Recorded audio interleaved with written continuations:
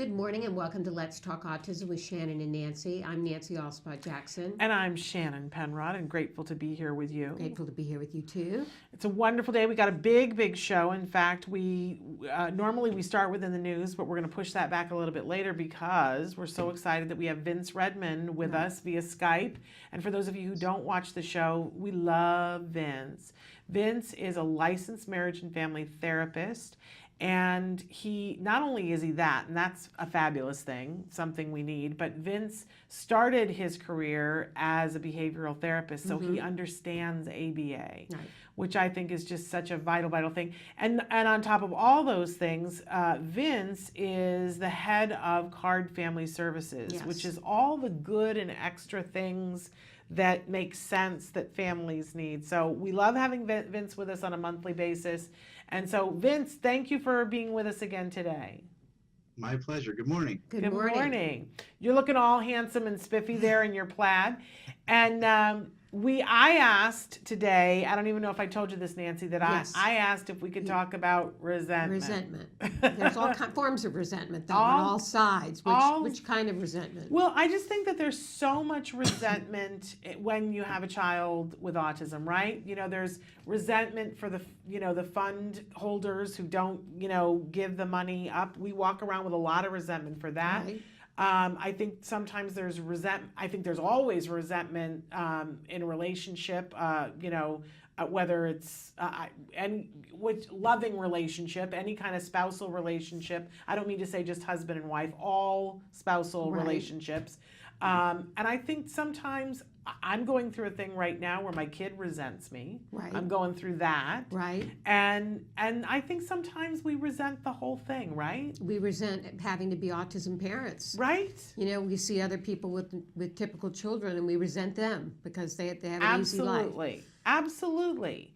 And go, how did that happen? Right. How did every other people who have 8 kids and none of them are on the spectrum, and we have one and they're on the spectrum. Right. I think it's really easy to fall into the trap of resentment. So I asked Vince if we could talk a little bit about resentment and how we deal with that from both sides. How do we deal with it when we're the one that's feeling resentful, and how do we deal with it when somebody else is feeling resentful? Yeah. So that's a big topic.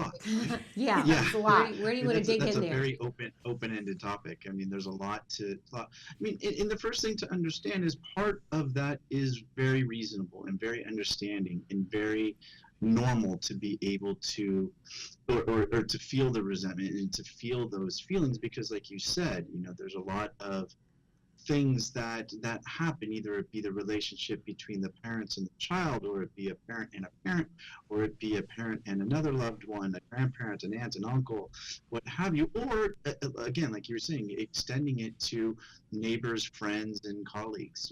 There's a lot of different emotions that play into this, and the key to this is emotions, right? Resentment is a direct link to your emotional reactivity to certain stimuli, to certain things. Again, seeing another typically developing child, there's feelings that are raised, or a parent that doesn't really understand the trials and tribulations that a parent with an autistic child has to go through. There's these emotional reactions to this.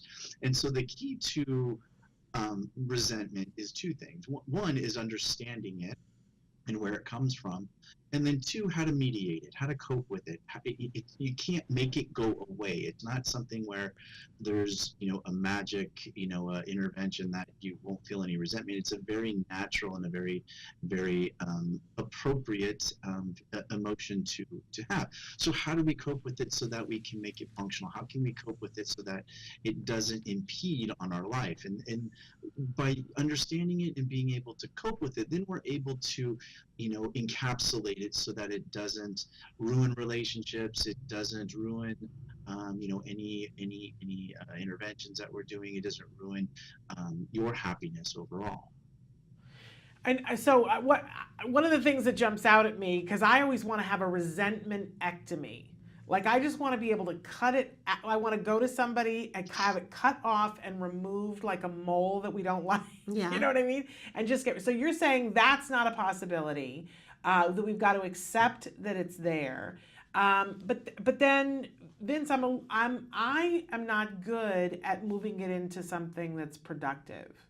Are you? No, Is that I'm not. something? I'm not. I know people who kinda get get over stuck it on it. faster than I do. Mhm. So what do you do to get and imagine if we're like that, our Right. kids can hold on to something Right. infinitely longer. Although I think sometimes they're better. Yeah.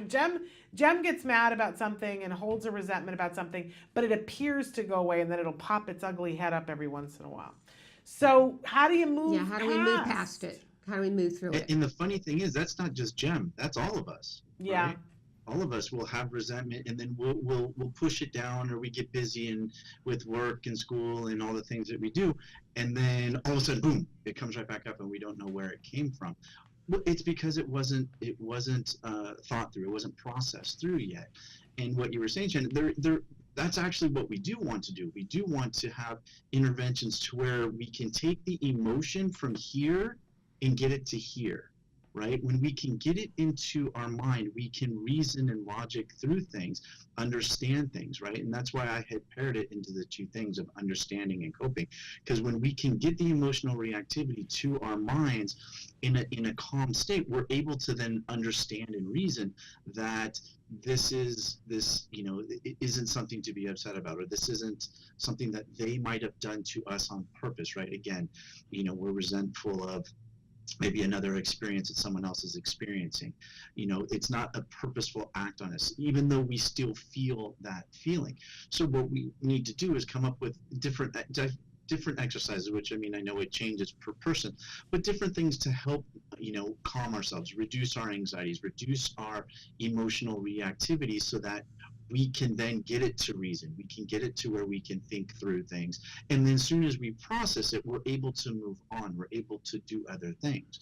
Breathing exercise, controlled breathing exercises, visual imagery, those types of things, physical activity. Those are all very good ways to regulate your emotions so that your anxiety goes down, blood pressure goes down, breathing slows down, and then we're able to think and process a lot better. Now, I'm going to interrupt you 1 second, Vince, because we had a lovely Sure. comment come in from Holly. She says, that goes right along with what you're saying. She says, I try to remember that everyone has a different path. For example, my child is completely nonverbal, but he walks. And she has a smiley face. She says, my child won't eat anything except waffles for the most part, but he doesn't require a feeding tube, and then a smiley face. So she's turning it. Perspective. Yeah, turning it around and remembering what to be grateful for, which I think for. goes right exactly. It's Right. it's reasoning through it and going, Exactly. okay, may have Right. not have this, but I have this. Yeah. Yeah, I love that, Holly. Thank you. And I'm sure Holly, and that's fantastic. And I'm sure Holly is able to control, has that same reaction that we all do, but she's learned, and she's over time, to how to calm herself, right? How to regulate her breathing, how to regulate her emotions, so that she's then able to think of those things, which is fantastic. And I think that's been very successful. Yeah, and I think when I'm my highest self, Mm-hmm. when I've taken a moment to take a breath, I can get to all the things that I'm grateful for.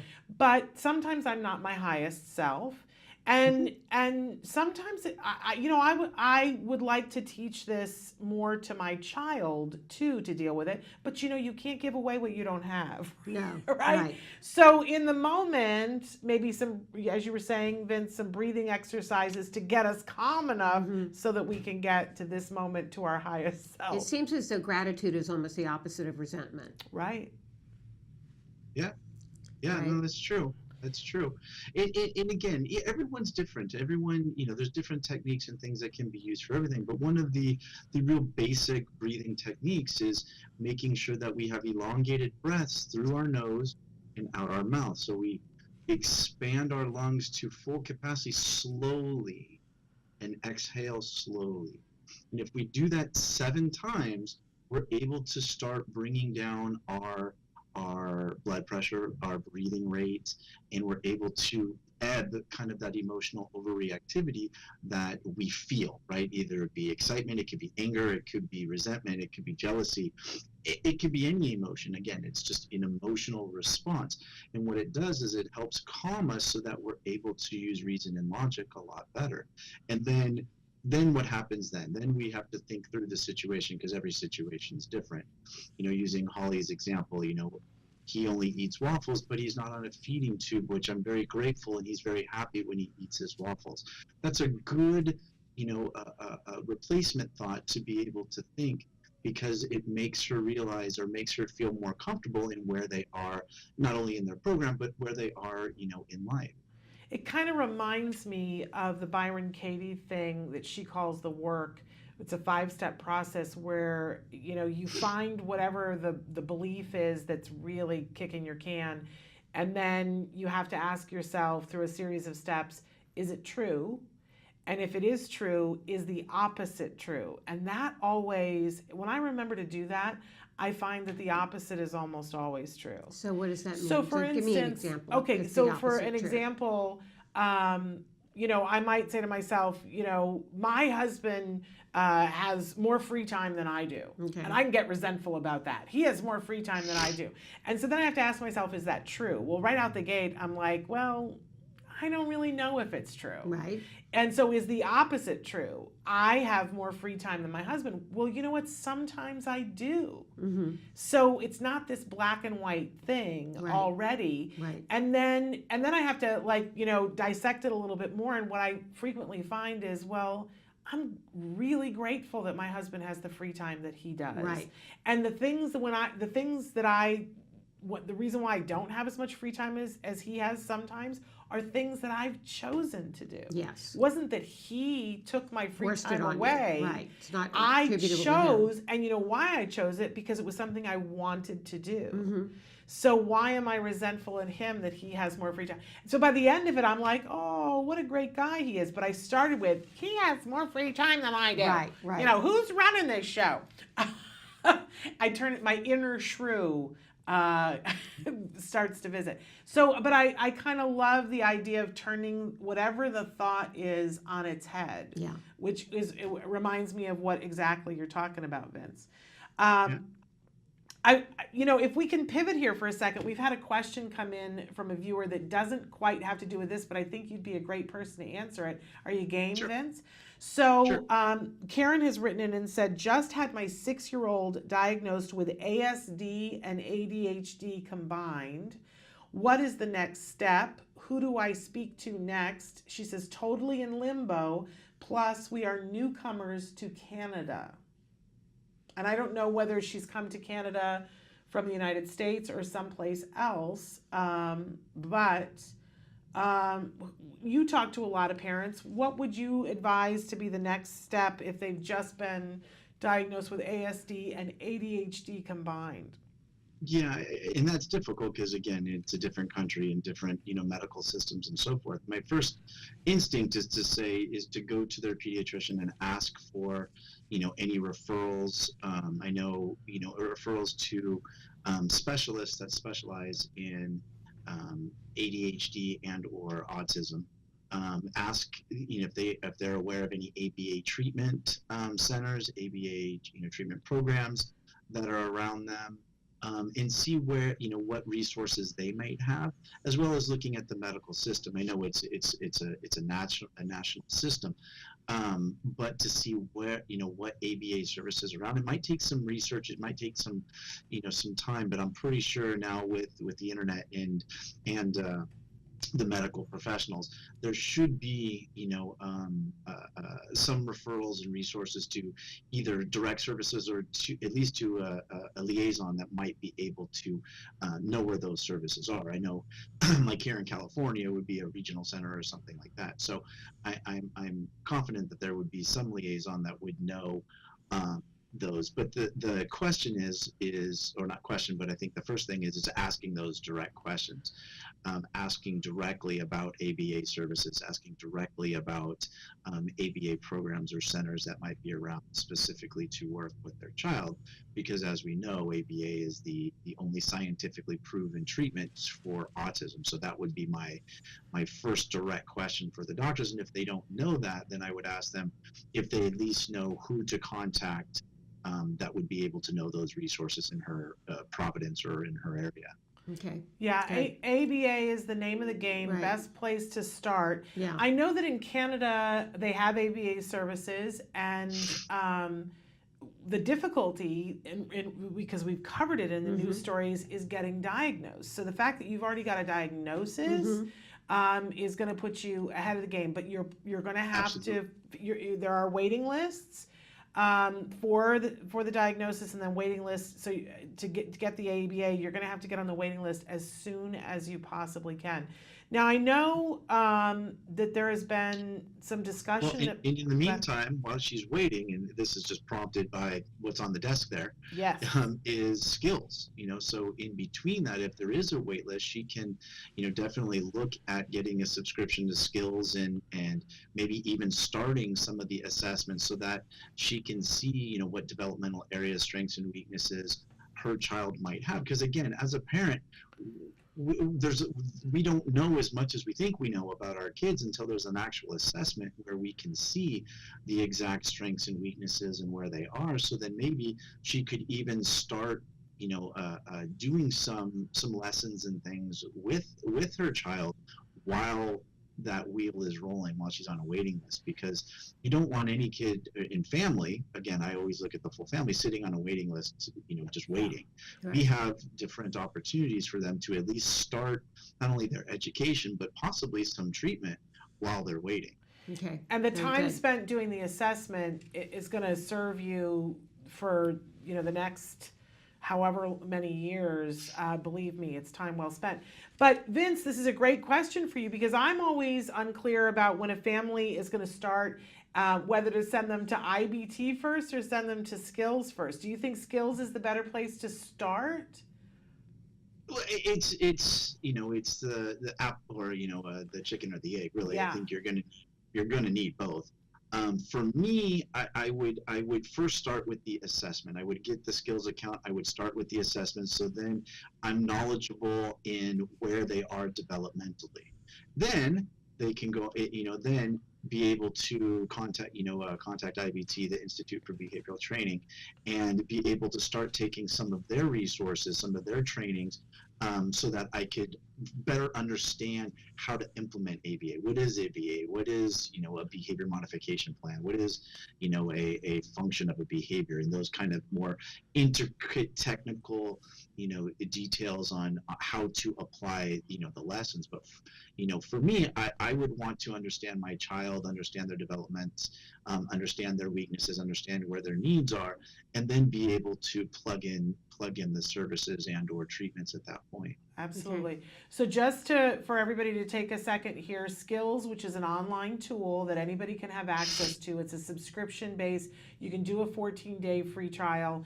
It's Skills for Autism, FOR autism.com, or the phone number is 877-975-4559. There is an Autism Live discount because we've referred so many people. We got you guys a discount. So make sure when you sign up for it, you tell them that Shannon sent you. You want the Autism Live discount. It's a sizable discount, so it's a really good thing. And IBT, do you have the place IBT, for that? and Samantha had put it up on the screen. IBT stands for Institute for Behavioral Training. It's ibehavioraltraining.com. And what it is an online training that you can choose. They train the highest level of people, BCBAs, They can take their continuing education units. There's a segment for treatment providers. There's a segment for teachers and educators, and there's a segment for parents. And what I love is they don't tell you which one you have to do. So if you know, I'm new here, I don't know this language, you're going to want to start with the parent section. And which is going to be easier. They're not going to use a lot of jargon terms. They're going to explain the jargon terms. But if you want to, you can take the one that your therapist would be taking. You can become a registered behavior technician. You can become a BCAT, which is a board certified autism technician, in a very short amount of time. You can take the time to do that. All of the things that we have mentioned are relatively inexpensive. There is a cost for them. For skills without the Autism Live discount is like $75-ish a month. Which is, I mean, it's not nothing, reasonable. But it's very reasonable. It's, an IBT, their modules, individual videos that let's say, I got it for myself. I could watch it and my husband can watch it. There's no extra cost for other people. I could have my babysitter watch it, whatever. And a lot of them are like $7 a piece. Some of them are $10. I think the most expensive one might be $20. And if you buy them in groups, you can get a discount there too. And we don't yet have a discount with them, but I'm working on it. But you can call them or email them and say, can I have an Autism Live discount? Wouldn't go amiss. Who knows? Maybe you can get one. But in any case, these things are there. That's what they're there for. They're tools that can help you in the meantime before you get so that you're not just sitting and wasting time, as Vince said. So thank you, Vince, for bringing up all those things.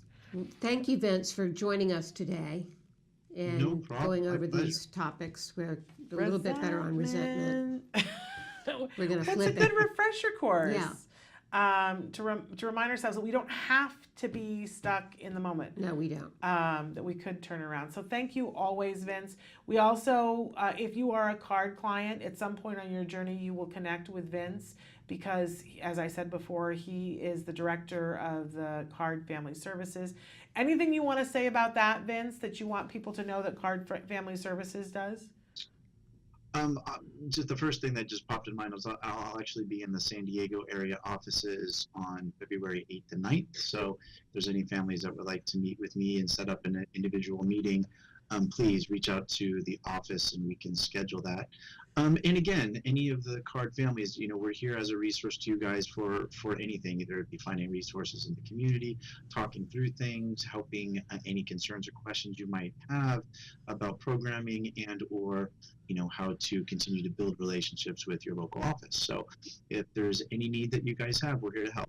Okay, and I just want to say too that CARD has something called a PTA. I don't usually talk about it on the show because it's just for CARD parents. PTA stands for Parents That Are Truly Amazing, and I host a monthly call.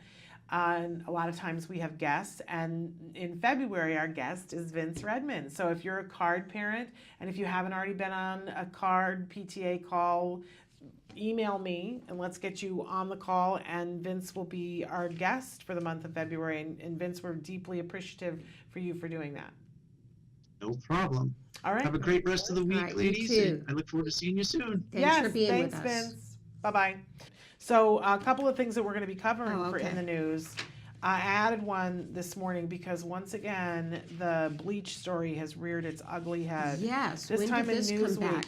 Newsweek. This week again, every couple of months, this rears its ugly head again. And just when we think, look, we understand as parents that people who are new and can be preyed upon. And can be desperate. And can be very desperate. And if they hear that something is going to be helpful to their child, we all want to hear those stories, right? But we all need to keep spreading the word and telling other parents that feeding your child bleach is not It's not safe acceptable. under any circumstances. It's child abuse, and yet there are more families that are doing it. In fact, there are groups that are charging families to be a part of a secret society where they're doing this treatment. and children are being injured. So please, I didn't want to put it back in because we've Right. talked about it before, but let's all be It's a part just, of in spreading England, the 6 word. British police forces probed cases in which children as young as 2 years old were forced to undergo this potentially lethal treatment. It is. And I was surprised to hear that this method was promoted by a U.S. church with a branch in Los Angeles. Yeah. The mysterious Genesis 2 church Yeah. Well, that was formed by a former Scientologist. I had Yes. no idea about the origins of this treatment. we must have covered it on a Thursday because this has been all over the place. It's been in Europe, but it has ties to a church here in Los Angeles. And basically what they do is they show families these pictures of what comes out of a child's intestine Right. when they have ingested some bleach, and it looks like it's these long tapeworms. Yeah. And they say, look, this is evidence that your child had this other problem, but that's not what it is. They've done research on these long things that come out, and what it is the lining of the child's intestine. Yeah, so it's causing serious and It is potentially not long-term okay. and potentially lethal. Yes, the child can become very ill and or lose their life. So no bleach. Okay. We're gonna take a quick break. and we'll be back with more news. All right, stick with us. What is autism? What is autism? What is autism? What is autism? What is autism? What is autism? I've been asking myself that for a very, very long time. Let me think about that one. Trying to just Let me think. Oh man, that's a rough one. Yes. Autism, Autism is a neurological disorder that affects many of our kids in different ways. It's a learning disability that affects the cognitive functions of the brain. A lot of people have the misconception that it's a disability, and it's really not. I look at it as like a special gift. When one person thinks differently from another. It's an opportunity for everyone to learn to understand someone that's a little different than them. Autism is the ability to educate. They're given so much talent in different areas. To me, autism means a chance to be with and be around people you really care about. Autism is beautiful. It's a way of seeing the world differently. It's always unique, totally intelligent, and sometimes mysterious. happiness that comes out of my son's hard work. is a movement. Unpredictable. Abstract. Awesome. Love. The field I want to work in. Laughter, fun, joy. Autism is beautiful to me. I want you to remember these 3 words. There is hope.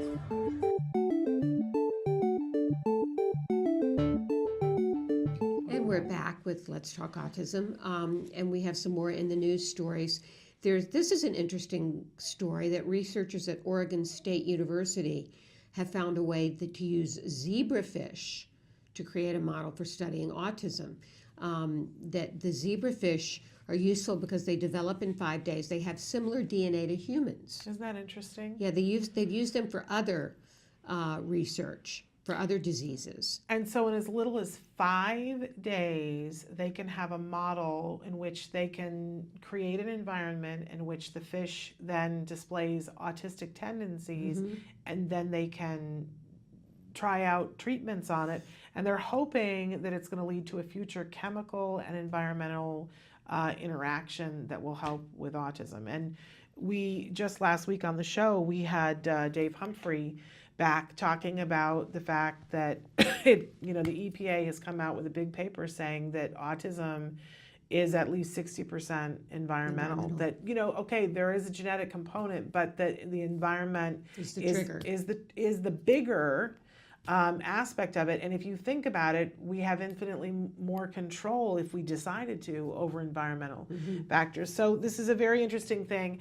I don't know about you. It's a little bit bittersweet for me because I have issues about testing on animals, but it's a fish, and isn't it terrible that I read this and I was like, oh, I feel bad about the fact that I'm like okay with it being a fish but not a puppy. Isn't that there's it's a little bit of a dicey thing. It's like people that are pescatarians as opposed to vegetarians. Well, I don't Somehow it's not as bad being a fish. I don't like that anything is manipulated. I wouldn't want Living, somebody to be right. testing on me, Right. right? But I care less about fish Fish and than apparently puppies. they grow in 5 days, and I'm like, okay, so they're gonna get tested on. I feel guilty about it, but if it helps with autism, So if it helps I'm further signing the up for cause, it. that's Right, good. right. Another story about children with autism may benefit from being bilingual Yeah. because it helps improve cognitive flexibility in children with autism. And this is a study in the Journal of Child Development. I absolutely love this. We've had people write in many times and say, you know, is it inappropriate that I remember the mom who said, I want my son to learn Chinese. He's struggling with English and my mother-in-law thinks I've lost my mind, but the kid was loving Chinese and we all said, here, go for it. And he was picking up Chinese really, and Chinese is not easy. So I love that it's showing that there are cognitive benefits, that it helps with flexibility, it helps with executive functions. I think this is really cool. Yeah, it was a relatively small study. It was with 40 children. But it kind of makes sense. You know, I mean, especially the way we teach English now. English is a very difficult language, and the way we teach English is not the way that we used to. But oddly enough, a lot of times when you're taught a foreign language, you're taught the way English used to be taught. And I used to see as an English teacher that kids who were taking Spanish and French knew much more about how to put together a sentence properly than the kids who didn't, just because of the way they were taught. So it makes sense to me. And then, of course, big news that as we look here at our government in the United States, there's a lot of stalemate, right? Right. But there's only one thing that it appears that all of the branches of our government have agreed to in the last week, and that was a bill called RAISE, which is for caregivers. Recognize, assist, include, support, and engage family caregivers is what the acronym stands for. And everyone is standing up and applauding the fact that this passed the House and the Senate and that the president signed it into bill and that this is a huge, huge watershed moment. It's the one thing that these people can all agree about. And everybody has been cheering, and I don't mean to be a wet blanket. I'm thrilled that they agreed on something, and I'm thrilled that what they agreed on was the importance of taking care of caregivers. Right. I do want to point out, however, that there are absolutely no funds attached to this law at all. It's a national strategy to recognize and support the more than 40 million caregivers. And it's got a time limit on it. Right. And it establishes an advisory board that will bring together stakeholders from the private and public sectors. Okay, they have to do that within 18, they have to have a strategy within 18 months. And then within the 3-year period, they have to have the board. And the things that they've been tasked with looking at, and potentially more, but some of them looking at respite services and options, workplace flexibility, financial security and workplace issues, information, education, training, and support for navigating the healthcare system. We'd all love that. Assessment and service planning, including care transitions and coordination involving recipients and family caregivers, and broad consideration of person and family-centered care in all health and LTSS set-ins with the person and the family caregiver when appropriate at the center or for care teams. It's great that they're going to sit and talk about it. I want to point out that we had the International Autism Commission who was put together with no funding, and they're going to sit and talk about, and you know, have we seen anything monumental come from that? Nothing yet. Just want to say. Yeah. It's better than nothing. Right. As my mother used to say, it's better than a knock in the head, but that and a dime will get you nothing. Right. It's what comes out of the talk. Right. Let's move it in a direction and get some funding. Okay, so we got a great guest. Yes, coming up. Yep. Somnath Sengupta. We hope we're saying it right. And he is from Every Life Works. And we're going to talk with him. He's a dad, an amazing dad, a very knowledgeable dad. We're going to talk with him about these micro enterprises that he has started to help get individuals with different abilities to work. Employed, Yes, employed and have careers. So all of that after these messages. Stick with us. Hi, I'm Yvonne Johansson, and this is My Little House. My Little House is an interactive, multi-sensory educational felt toy that I invented to help develop children's language skills. I love My Little House. I've been working as a speech therapist for over 20 years. I have spent my entire career working with young children. I work with children with language delays, and I have many children with significant cognitive disabilities and children on the autism spectrum. It has been a constant challenge finding toys that are fun, educational, and actually engage my students. In every preschool since I've been a young therapist, we carry on these felt boards. Kids love them because they're soft and they're fluffy, and there's usually these little pieces that attach to these boards because felt sticks onto felt. You bring them into the activity because they're putting a piece on the board. So it's almost kind of like magic. So then I just thought, wouldn't it be great if I could just take this one-dimensional board and make it into an actual three-dimensional toy? How cool would that be? That's the idea behind My Little House. You can spread it out flat like a 4-panel felt board, or here's the cool part. In the blink of an eye, My Little House easily converts into a 3-dimensional reversible house. This is the outside. This is the inside. My Little House comes with 36 felt cutout pieces that match outlines in 8 colorful rooms. And they're felt, so they stick. Each piece inside My Little House has been placed with purpose. For instance, in the kitchen, whole, half, under, on top, inside, big, bigger, and biggest, empty and full, circle, triangle, inside, outside. Really cool thing, I have a nonprofit, Lecotech. They are the folks that put out the Differently Abled Guide for Toys R Us. They've been doing it for 25 years. They gave me their seal of approval as a toy that they feel is a toy with purpose, and that will make a difference. But My Little House isn't just for kids on the spectrum or with significant disorders. It's also for typically developing 2 to 5-year-olds. It's a fun toy. Oh, this is so soft. That tastes good. Recently, I took My Little House to the American Speech and Hearing Association convention in Philadelphia, and the response from my peers was overwhelming. Hundreds of therapists, teachers, and heads of school districts wanted to order them. It was real validation for me that this truly is a toy that needs to get out there. Hi, I'm Shannon Penrod. I'm a proud autism mom, I'm a former educator, and I am the host of Autism Live. And as all 3 of those things, I want to recommend to you My Little House. This is one of the smartest toys I have ever seen for teaching language to kids who have emerging language. Whether they're on the autism spectrum or completely neurotypical, it's a great, fun, reinforcing toy, but it's especially great for our kids that are on the autism spectrum because it makes learning fun and it makes it tactile. They have these felt shapes and they get to match them up. And I'm telling you, even the adults love to play with this. We loved this toy so much that we wanted to be able to bring it to you at a great discount. So right now, if you will go to www.smartfelttoys, and when you get to the coupon code, put in a-live.com, you'll get $5 off. Isn't that great?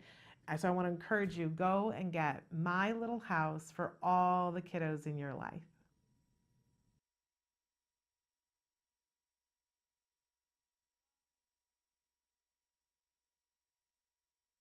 Hey, I'm Candace Cameron Bray. Tom Bergeron. You're watching Autism Live. And you're watching Autism Live. And you're watching Autism Live. You're watching Autism Live. I just love that new segment that Samantha put together. Celebrities. Yes, I love it, love it, love it, love it. Okay. Anyway, Nancy and I are back, and we're joined right now via Skype by Dr. Somnath Sengupta. He is an amazing individual. First and foremost, he is an autism dad with a son who is 26 years old, but he has a PhD in electrical engineering. He is an MIT trained researcher. He's a serial entrepreneur, and someone who has had more than 20 years experience working in the defense sector for our government. So What a background. Yeah, we're talking somebody with expertise in many different levels. And now he's joining us today to talk about some of his new ventures, helping to ensure that young adults with different abilities can also have work experience and have careers and jobs with micro enterprises. So I'm very excited to welcome we're talking Dr. Sangupta. Welcome and thank you for being here. Thank you very much for inviting me. Let's talk about your work and how you started establishing My Life Learning Center is the name of it. Yeah, so, my son Joshua, after he graduated, he went on for day services, but slowly but steadily we realized that that he could probably do more. Right. And looking around, after when the morning program ended around 2:30, I slowly realized that between 3 p.m. and 6 p.m., when parents are still at work, there seems to be a huge gap for quality programs. Mm-hmm. So I would say over the period of 2 to 3, even more than that, I kind of collected all the information on what can be done in that period of time of 3 p.m. to 6 p.m. Made some really serious PowerPoint presentations and went around presenting to people to collect their inputs also. And then I finally came to an analysis that, yes, there is an opportunity here to grab those 3 hours, start a small group, and train them on life skills and job skills. And that's how My Life Learning Center got started. That's amazing. And what does it train in what areas do you do the training? So we operate 5 days a week, 3 hours a day, 3 p.m. to 6 p.m. And we do Mondays, we have kind of kept aside for, science and math, measuring stuff, so on and so forth. Tuesdays, since where we operate, we have a kitchen, we make food together. Also kind of learning how to measure, how to cook, how to, flip pancakes and whatnot. Although, as I tell my students that, eating is optional because sometimes we may not be cooking that great. So Wednesdays is open for assembly jobs. We get, and I can explain to you if we have time, we have kind of found a business model where we fit in pretty well. Okay. So we do that in Wednesdays. I have a little screen printing shop where we practice screen printing. Thursdays is left aside for volunteering. Mm-hmm. And Fridays, alternate Fridays, we do art that we convert, we will see in the micro business part, we have converted it into usable art products.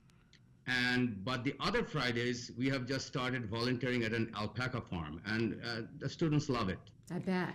And where does all of this take place? Good question. So I'm located in Ellicott City in Maryland. Okay. And in Ellicott City, there is the Arc of Howard County. And they have graciously helped me to rent space from them. And it kind of works out pretty well because, their programs end around 3 p.m., right? So from 3 to 6, I can utilize their facilities, and they have a great facility. Wonderful. And so is there a cost to the student or their family for them participating in this program? Yes, there is. And we charge them a monthly cost, which kind of averages out. If you look at it, they're coming 3 hours a day, 5 days a week, which is 15 hours, 4 weeks a month, that is 60 hours. So it's about $6 to $7 an hour we charge them to come to this, what you might call this program. Most of the money kind of goes towards rebuying supplies, and I also put in my own money. Bless your heart. And so they participate in this, and then at what point do they participate in the micro businesses? So what we have done, we have, so the Learning Center is for training. So they train there on all their capabilities, screen printing, art, and whatnot, okay? But when it comes to actually, we get, believe it or not, we get orders, and you will see it in the screen printing PowerPoint. We get orders from local companies, autism societies, to screen print T-shirts for them. So that is done under the umbrella of the Every Life Works, and the students get paid. Love it. So, Absolutely. and love you it. have two micro businesses. Yes. What is the other micro business? The other one is for usable art. I call it usable art. I kind of, don't want to call it wearable art because, what we make, not all of them is wearable, but they're usable. Okay. So what we do is essentially we take their original art and we transfer it onto very large paintings, wall to hang it on the wall. Right. And we are starting to see that offices and businesses are starting to buy these. Uh-huh. We have also transferred these art onto scarves, tote bags, table runners, and beach towels. Okay. And all of them, we started doing this in 2017, I would say around October, okay? And between October and December, we have had a pretty decent amount of sale from our website, okay? So what we're going to do this year, we are going to sign up for like 6 or 7 art shows, take all those products and the students with us, and we're doing it only around Maryland and Virginia so that they can also go with us. Okay, I really want to showcase these two businesses, and I know that you have PowerPoints that go with them. So Yes. which one do you want to do first? Yeah, you can start with the screen printing one because that came along first. Okay. And so I'm going to let you take charge and tell us what information you want. Sure. So, that's the contact information. And you can, and what we have also done, we have put in a trademark application to the U.S. Patent and Trademark Office for Autism Creates. Okay. Love it. And if you please go back one more time, sorry about that. So that at the top right-hand corner is our logo, and that is kind of like the philosophy of everything we are doing. It is from entrepreneurial preparation for young adults with autism. And if you look at that circle at the right-hand side, there is those 3 dots, right? Mm-hmm. Those are the dots for My Life Learning Center, okay? They start out there. The 3 dots, they represent the student, the parent, and the community. And it's like a circle of life or circle of growing up. And the 3 emblems inside, there is electronics, there is screen printing, and screen printing and wearable art and everything. And someday we intend to start a small food business also, okay? Because, these kids, I call them kids, they're 21 plus, you have to kind of appeal to their senses, you have to kind of appeal to what they like. And across the board, they like to eat. Yes. Okay?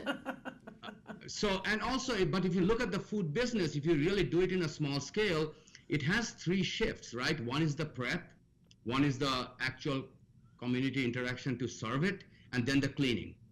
And that can then employ a lot of young adults. So there is a possibility there, but we are not there yet. Okay. This is So this is not just limited for young adults with autism, though. Is that correct? No, they're not. I have focused on autism, but interestingly enough, I'm glad you asked this question, okay? If you really look at it, employment for young adults in this country without autism or without any neuro issues, right? What we call neurotypical adults, their employment is not at 0%. They still have unemployment. Right. So if you ever go and look at my website at Every Life Works, what the point we make is that why not create some real sustainable micro businesses for all young adults, but have some focus on autism and any other kind of neuroatypical issues. Okay, that's the way we're looking. So they're working side by side. Yes. So in these businesses we have now, all the trainers, they're all neurotypical. The people who are helping them, they're all neurotypical. So they know how to interact with each other. Right. And as we go forward and we get more and more jobs, I intend to tap into the high school because they can come and work and they can get paid. Yes. Wonderful. Okay. There's another PowerPoint, right? Well, I don't think we're done with this one yet.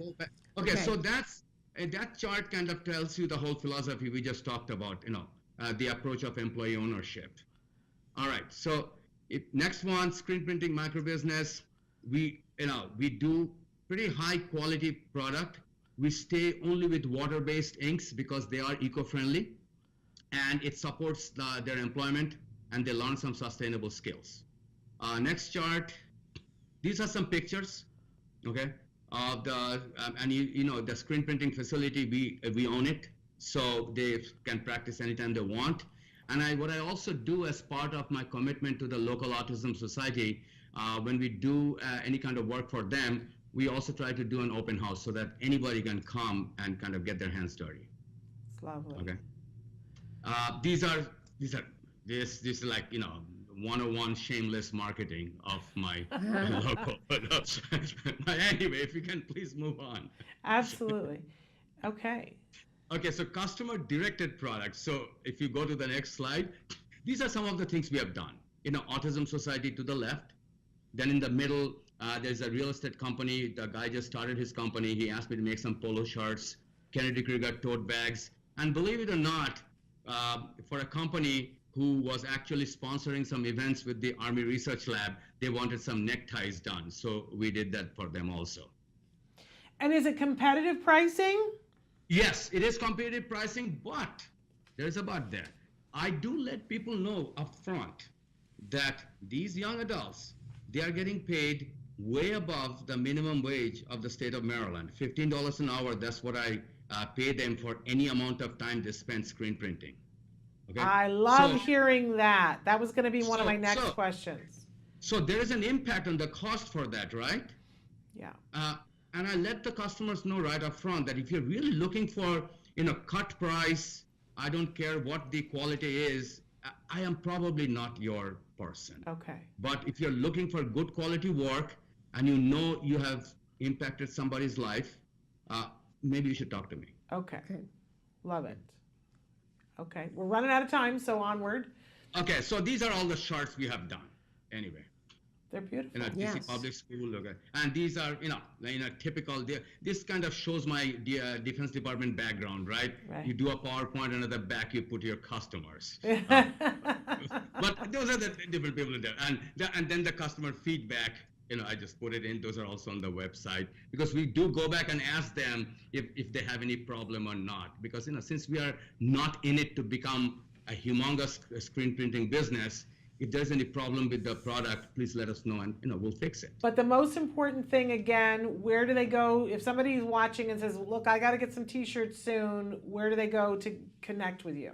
So at the very first page is my email address, which is somnath@mylifelearningcenter.org. Okay. Or they can write to me at somnath@everylifeworks.com. Okay, If great. they go to everylifeworks.com, there is an order page also. Okay. Fabulous. Great. What are your goals? What are your goals for the future? Goals for the future is to make these two businesses sustainable. What it means by that, so that I don't rock and roll with price only, because price-based businesses are probably not the most sustainable business. Okay, so given my background in material science and other things, there are some plans we have that at some point we should be able to converge these kind of screen printing of apparels with the usable art product and make those products more sustainable. I'm glad you brought up the usable art, though, because we still haven't seen that. We've only got about 4 minutes. So can you talk about the usable art? Okay. And the next thing is to add maybe 1 or 2 more micro businesses. Okay. So usable art product, we are making all these canvases, totes, scarves, and beach towels. In the next page, pictures of people actually doing the original art. Okay. We have if you keep going, and it just keeps showing one after another the art. Okay. These are art that has been transferred to large canvases, and these are the ones that people are buying for their offices. And all the prices and everything are on the website. Okay, and these original arts were all done by young adults with autism with a teacher. Those are your son, it looks like. Some of them are my son, but then when you keep going, you will see more that are not his.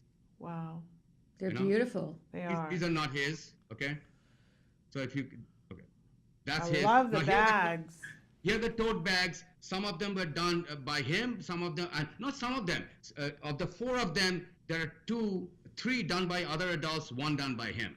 Okay. Okay.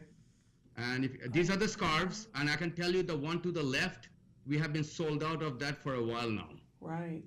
for whatever reason. And each one of the scarves, by the way, comes with a little tag on it that gives their name and says Autism Creates. And when we ship it, we also send a little card signed by them saying, thank you for buying my product. Okay. Very nice. And I don't know if people can see because it's small, but everylifeworks.com/shop where you can go to purchase people these. order. Yes. That's a gorgeous table runner.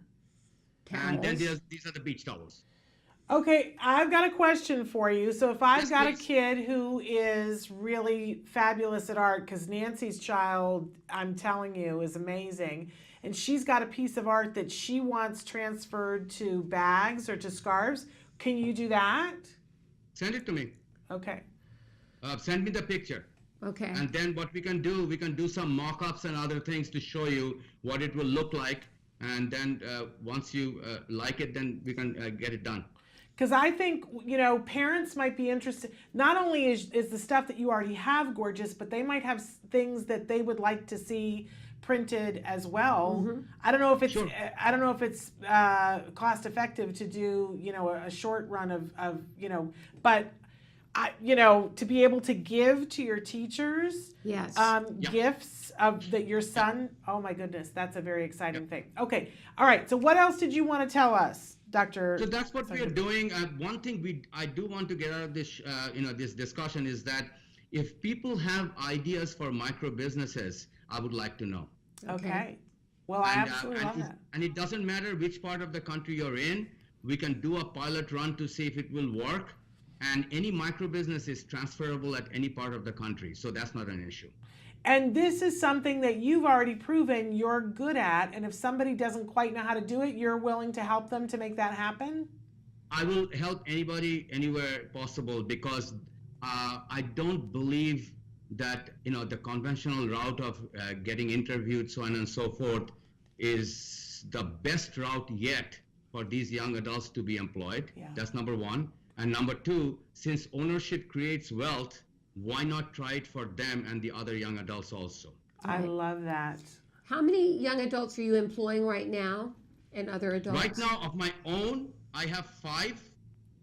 But one thing what I constantly have is this Howard County ARC. They have students also that would require employment. So when this order gets bigger, I can tap into them. Fabulous.